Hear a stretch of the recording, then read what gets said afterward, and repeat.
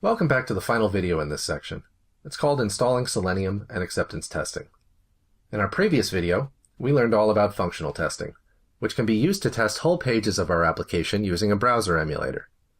Acceptance testing is very similar, except that it uses a real web browser to run your tests, which allow you to test things like cross-browser compatibility and JavaScript.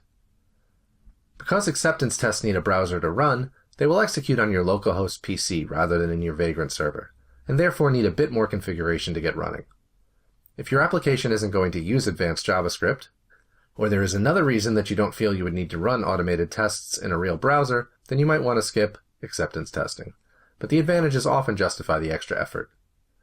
And the good news is that once we have our setup complete, the actual coding of the tests is almost identical to that of functional tests, which you have already mastered.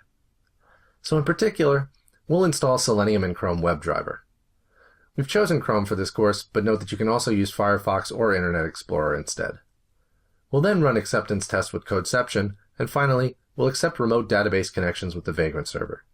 The first step in getting our acceptance tests up and running is to install the Selenium WebDriver. Head over to docs.seleniumhq.org/download and download the standalone web server. We've created a new directory in our packed folder called Selenium, and we'll save it there. We also need to download the Chrome WebDriver, which is located at chromedriver.storage.googleapis.com/index.html. Click on the folder for the latest release, and download the version-appropriate file to your Selenium directory, and then unzip it when it's done. Finally, open a terminal window and type java-version. If you already have Java installed, you can skip this step, but if you don't, OS X will pop up an alert prompting you to install it. Once Java is installed, switch to the Selenium directory and run java-jar and then the name of the file that you downloaded. Next, we have to configure our acceptance test suite to use WebDriver in Chrome. Open up tests, Codeception, acceptance.suite.yaml, and comment out all of the PHP browser sections. Then, uncomment all of the WebDriver sections. Change the URL to monstermash.dev, change Firefox to Chrome, and then add our fixture helper. Because we're running the acceptance tests on our host computer rather than our guest server, we have to install some software that we already installed inside of Vagrant. Open another terminal window and install PHP 5.4 or higher, Composer, and Codeception on your local machine if you haven't already done so. We've covered this in previous videos, so we won't do it again now.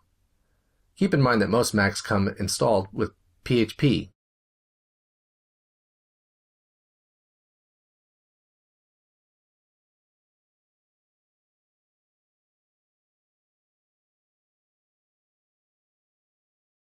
Don't forget to add Composer Global Bin directory to your path also.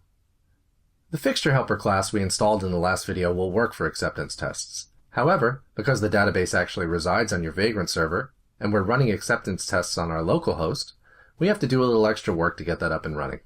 Open tests, Codeception, config, acceptance.php. You'll notice this file loads the main application configuration files. We can overwrite settings from those files using the blank array at the bottom of this file. We'll add a section to override the database server and name for our acceptance tests. Now, we need to log on to the server and allow remote connections. Open up etc.my.conf and look for the bind address setting. Change it to 0.0.0.0.0. This will force MySQL to listen for remote connections. We also need to comment out skip external locking. Save the file and restart MySQL.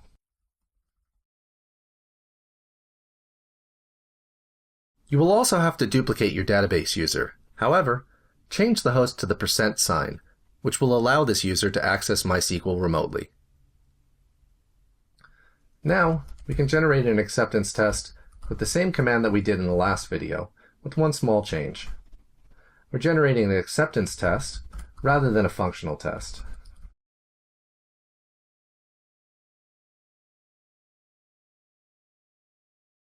If you open the file, you'll see it looks almost identical to our functional test, except that the I variable is an instance of acceptance tester instead of functional tester. In fact, if we copy and paste the code from our functional test, we'll see that our test runs and passes without any additional editing.